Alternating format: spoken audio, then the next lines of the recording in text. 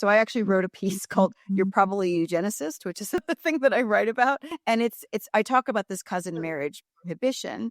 And in some states, for example, you're allowed to marry your cousin if you're both over 50, or you're allowed to marry your cousin if you can prove that you're infertile. This is going to be a really fun conversation because it's going to go. I have to ask this question. When I was a kid, I lived in Blanchardstown in Dublin, and a kind of scandal that happened in the town was an adopted brother and sister who didn't know each other as adults lived together as man and wife.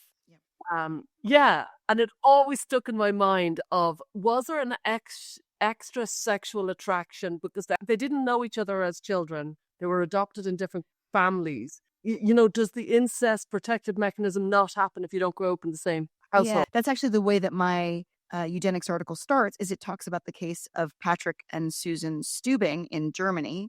They were separated when they were quite young. They were full brother and sister. They got together and they had 4 children, but 3 of those children have serious health problems. So I think with close relatives, the rate is like 40 to 60%. I can't remember. I think it's maybe 60%. So one of their children had to have a heart transplant. One of them has epilepsy, but the mother's also like, she's very cognitively disabled. He went to jail for having sex with her for some years, and she hooked up with somebody else and had another child in the meantime, and then he got out of jail and they got back together.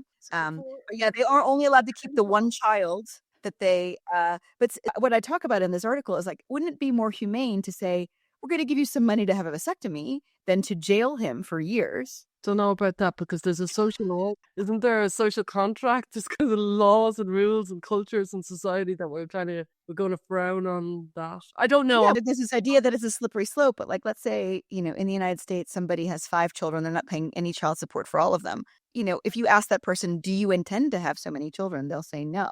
So what would be wrong with helping them actualize their intent? Do you know what I mean? It's like taxing a soda.